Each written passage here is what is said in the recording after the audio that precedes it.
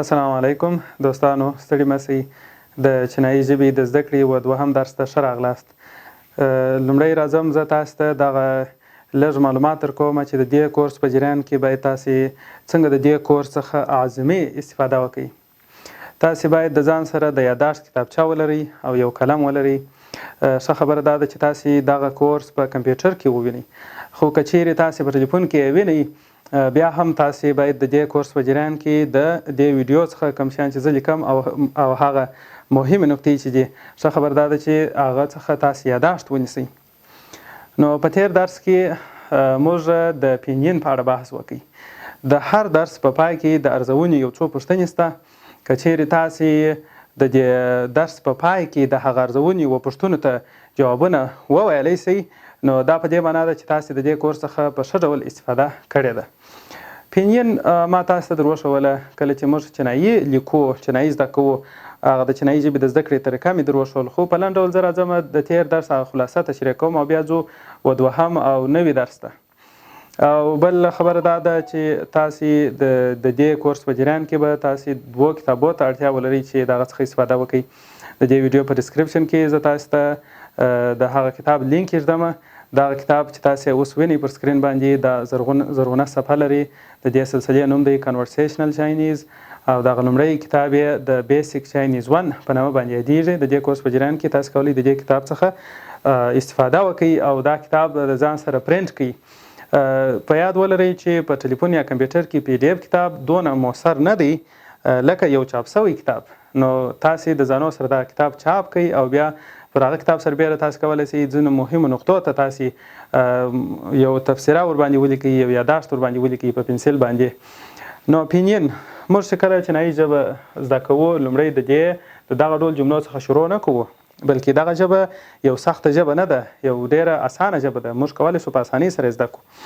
نو پینین خو په اصل کې د چینایي ژبې د زده کړې لپاره یو نوې طریقه ده چې خپله چینایانو دغه حروف معرفي کړي دي چې د لاتیني ژبې څخه راخیستي دي او د دې چینایي حروفو غږونه ورباندې ښودلي. اوس مثلا دا یو چینایي حرف دی، زه د دې په تلفظ په اول واري که چیرې زه چینایي مې نه زده د دې په تلفظ باندې نه پوهېږم، د دې تلفظ که زه لاندې ورسره ولیکم و، دا د دې حرف غږ دی. دا بل حرف چې ولیکم سیانګ و سیانګ، دا بل چې دی سوی سی او ورپسې خانیو. د دغه اصلي چینایي حروفو تلفظ ما په پینین حروفو باندې وښوئ. د دې لپاره تر څو چې زه دا حروف په لیکلو او د شکل له مخې زده کوم تر هغو پورې زه د پینین حروفو څخه استفاده کوم. اوس نو د یو ژبې غږونه چې دي هغه محدود اندازه وي. اوس چې موږ د چینایي په اړه خبرې کوو، چینایي ژبه چې ده غږونه یې محدود دي. په چینایي ژبه کې غږونه شته، یو داسې غږونه دي چې ټوټه ټوټه غږونه دي، مفردات په یوه شکل باندې. دغه چینایي حروف چې تاسې وینئ دا ټوټه ټوټه غږونه نه لري، بلکې هر چینایي حرف لږ تر لږه یو سېلاب غږ لري، یو سېلاب غږ لري. نو په تیر درس کې موږ دا خبره تشریح کړله چې مفردات یا ټوټه ټوټه حروف دغه پینین دا موږ د چینایي دغه ډول حروف باندې نشو ښودلی، بلکې د پینین حروفو په واسطه باندې یې ښیو. ټوټه ټوټه ټوله غږونه هغه تاسې زده کړله. د دې ویډیو په ورپسې ویډیو کې زه تاسو ته یو بله ویډیو تاسو ته ثبتوم. په هغه ویډیو کې به تاسې ووینئ چې د پر سکرین باندې د هر حرف جلا غږ او هم هغه ځانګړی ویب سایټ چې د پینین لپاره ځانګړی شوی دی د هغه ویب سایټ څخه به تاسې استفاده وکړئ. نو مفردات مو زده کړله. دلته دغه چینایي حروف چې دي دا هر حرف یو سېلاب غږ لري. څونه؟ یو سېلاب غږ لري. نو یو سېلاب غږ خو د یوه حرف څخه امکان نه لري چې جوړ شي. یو سېلاب غږ به د ډېرو حروفو څخه جوړېږي. اوس دغه لومړی حرف یو سېلاب غږ لري، د دوو حروفو څخه جوړ شوی دی و، دغه د 5 حروفو څخه جوړ شوی دی، ورپسې د 3 حروفو څخه، د 2 حروفو څخه. نو یو سېلاب غږ امکان لري د یوه یا زیاتو حروفو څخه جوړ شوی وي. نو حتما به په دې کې غږ لرونکي توري او بې غږه توري. راځم تاسو ته د چینایي ژبې غږ لرونکي توري در پېژنم. غږ لرونکي حروف دا نو د یوازې د چینایي ژبې غږ لرونکي حروف دي. په انګلیسي کې تاسې غږ لرونکي حروف ویلي دي. د آ په چینایي کې د دې تلفظ څنګه دی؟ آ. دوهم دانه د ادا کولو کیفیت یې دا رقم دی چې غږ نه لوړ ادا کېږي او نه هم لاندې، بلکې په د مابینځ کې یو ډول لږ کشیږي په دغه ډول سره ادا کېږي. دا حرف ای د دې حرف نوم په چینایي کې ای دی او دغه یې هم غږ دی. او او او ورپسې دا یو دوه ټکي والا یو دا چې دغه حرف دا د یو حرف په چینایي کې یو نوی حرف دی. موږ په پښتو کې دا حرف نه لرو، ځکه نو دا ډېر ضروري دی چې موږ ډېر تمرین وکړو تر څو د دې حرف هغه صحیح ادا کول زموږ زده سي. کیفیت دا رقم دی چې تاسې به شونډان ګردې ونیسئ، یو ډول لکه شپېلک چې ادا کوئ، او بیا په دغه شونډانو کې دا غږ تولیدېږي. د ادا کولو ځای یا مخرج یې خپله دغه شونډان دي. تاسې زما وروسته ادا کوئ په دغه ډول سره ادا کېږي. نو طبعا هغه حروف چې په پښتو کې نسته د هغو ادا کول زموږ لپاره شاید یو څه ستونزمن وي. نو که چیرې موږ تمرین وکړو دا ناممکنه نه ده، بلکې زده کولی سو. د دې حروفو تلفظ یو ځل بیا درته کوم: ا ای او. زما وروسته دا هر حرف چې زه تلفظ کوم تاسې زما وروسته تلفظ کوئ. او اوس نو د چینایي ژبې پینین یا د چینایي ژبې واول حروف یا غږ لرونکي حروف دا ټوله 6 دانې شوله. واول حروف په اصل کې څه شي دي، د دوی وظیفه څه شي ده؟ تاسې ښه ماته متوجه سئ، زه به تاسې ته د دې واول حروفو وظیفه در وښیم. غږونه په هره ژبه کې موجود دي. که زه داسې یو غږ تاسې ته ووایم چې هغه غږ شکل ونه لري، اوس تاسې ماته غوږ ونیسئ، په دې غږ کې یو معنا پرته ده؟ معنا نه ده پرته.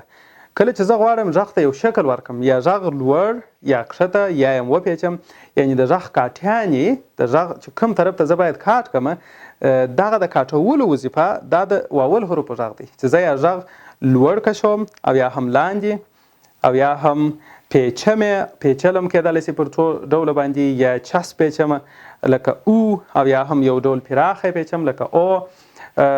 یو غیر غږ لرونکی توری دی ب. دا فقط یوه ټوټه غږ دی. که زه غواړم دته یو حرکت ورکړم، نو خو جهت معلوموم چې زه پر کومه خوا حرکت ورکوم، لاندې حرکت ورکوم، لوړې خواته حرکت ورکوم، پیچم یې څه رقم یې کوم. نو زه که دا اوس ورته ګورئ لوړ خواته غږ ورکوم با، دا چې لوړ غږ یې ورکړي دا وظیفه د واول یا د غږ لرونکو تورو شوله با. بیا که کښته غږ ورکوم ای به وروسته ورچوم، بی که پیچم بیا به څه رقم لیکم، بو که چس پیچم بیا به زه لیکم بو. دا چس پیچل او دا هم یو څه پراخه پیچل دي. او ورپسې دا یو ځانګړی حرف دی، دا یو چې فقط د لږ حروفو وروسته شته، هغه یو د ان وروسته دا رقم شته نیو.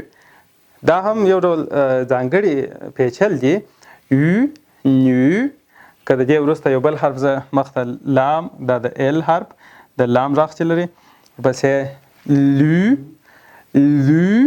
لو لام غږ را شروع کېږي او بیا په دا شونډانو کې پیچل کېږي. صحیح تر دې ځایه پورې خو تاسې مشکل نه لري. اوس نو دغه واول یا غږ لرونکي حروف فقط 6 دانې دي. نو آیا په دې چینایي ژبه کې دا غږ لرونکي حروف 6 دانې دي یا بلکې تر 6 ډېر دي؟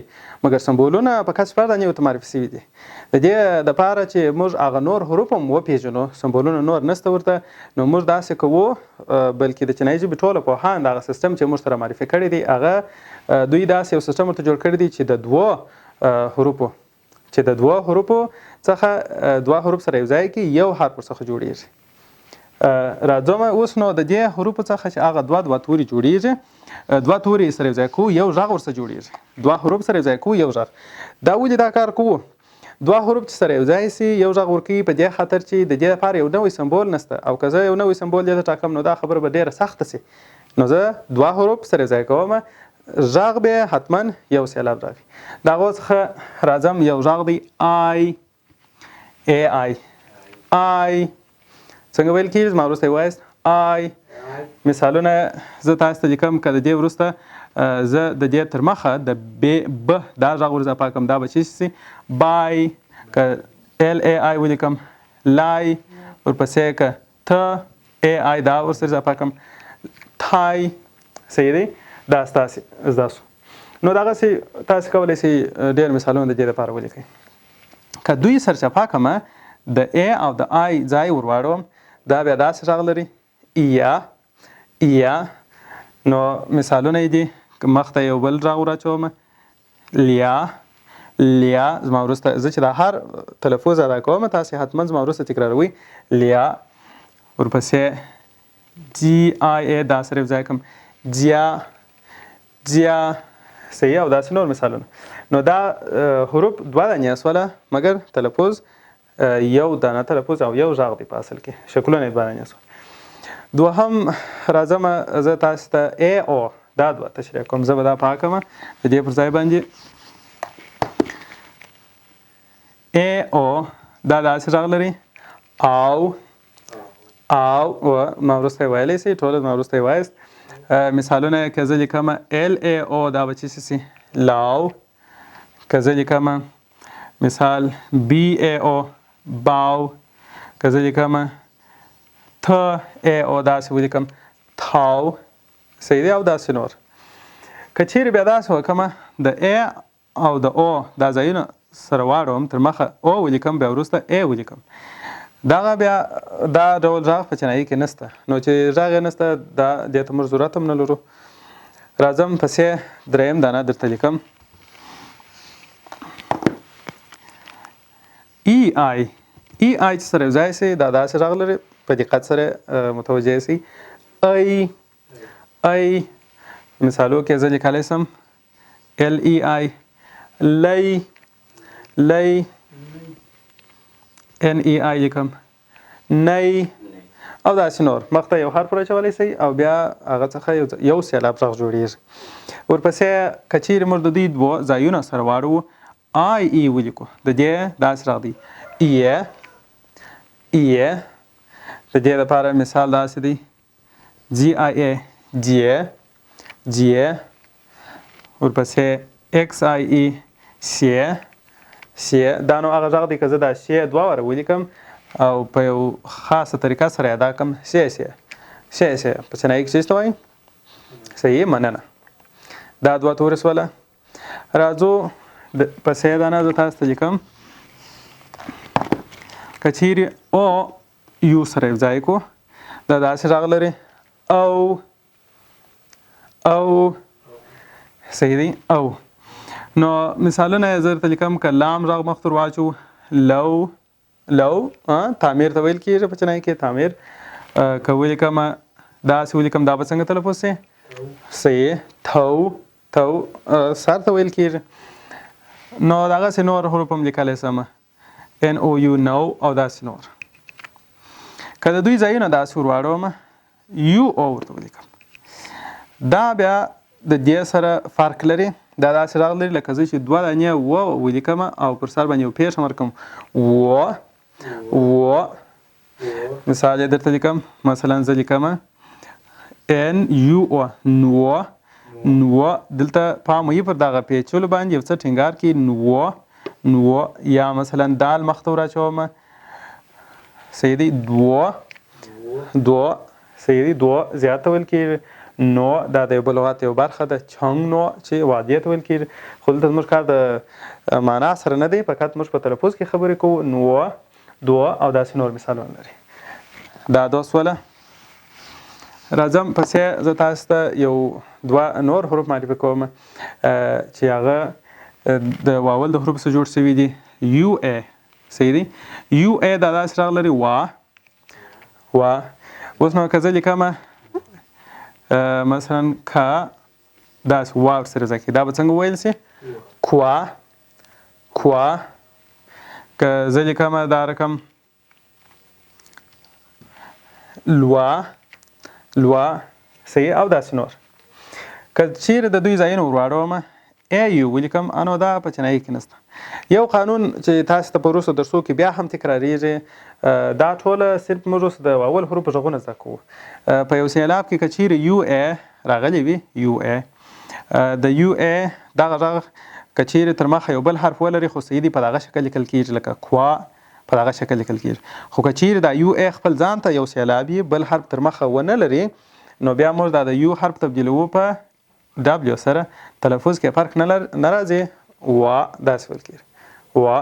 یا که دا رقم راغلی و دا د یو حرف اوس یوازې خبره په یو کې ده که چیرې یو او لیکلی و داسې و که دی خپل ځان ته سیلاب و لکه دغه توری و چې معنا زه نو دا چې یو د یو سیلاب په سر کې راغلی ده دا موږ په ډبلیو باندې تبدیلوو. دا یو قانون شو. ورپسې راځم آ یو او یو آی دا دوه حروف درته معرفي کوم. آ یو او یو آی آ یو یو آی زه به پله آ یو درته تشریح کوم تر دې وروسته به د دوی ځایونه ورواروم. ایو دا داسې غږ لري ایو. که زه ولیکم لیو لیو لیو شپږ ته ویل کېږي. که داسې ولیکم جیو جیو او یا هم په یو بله طریقه سره جیو داسې ویل کېږي. که د دوی ځایونه سره ورواروم یو آی دا نو بیا یو داسې غږ لري اوی اوی. کله چې زه د غږونو ټوټې یوازې ادا کوم دونه یې په صحیح ډول نه سم ادا کولی لکه زه چې دوی سره یو بل حرف یو ځای کړم او مکمل یو سیلاب غږ ورسره جوړ کړم. دا اوس موږ چې اخته یو بلکې یوه ټوټه غږونه دي دا سیلابونه نه دي.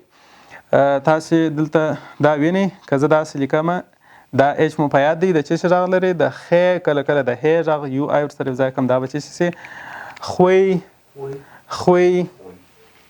او که زه داسې ته یو آی سره یو ځای کړم توی صحیح دا حروف سوله. نو دا ټوله دغه ترتیبات دغه ترکیبات د حروفو چې ما درته ویله دا به یوازې واول نه واول حروف کفایت نه کوي دا واول حروف. نو موږ دوه شمبولونه دوی دواړه سره یو ځای کوو غږ یې یو غږ دی. نو دا که چیرې تاسو په نظر کې ونیسئ وروسته چې زه کله د پینین چارټ دا چوکاټ تشریح کوم تاسو ته به دا ډېر اسانه چې سر مو په خلاص وي. او دا ټولو غږونه موږ څه په کوو هدف مو دا دی کله چې موږ ته وروسته چینایي لغاتونه په مخه راځي او یا هم موږ چینایي جملې وایو د هغو تلفظ کول به موږ ته اسانه وي.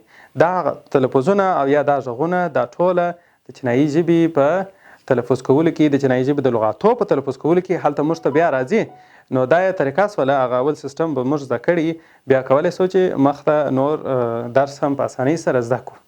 نو تر بلې ویډیو پورې ښه وخت ولرئ. زه راځم تاسو ته د دې ویډیو د ارزونې پوښتنې وړاندې کوم. تاسې که چیرې وکولی سول چې دغه پوښتنو ته مو په صحیح ډول جواب ورکړئ نو تاسې د دې درس دا درس مو په صحیح ډول زده کړی دی. تر بلې ویډیو پورې ښه وخت ولرئ.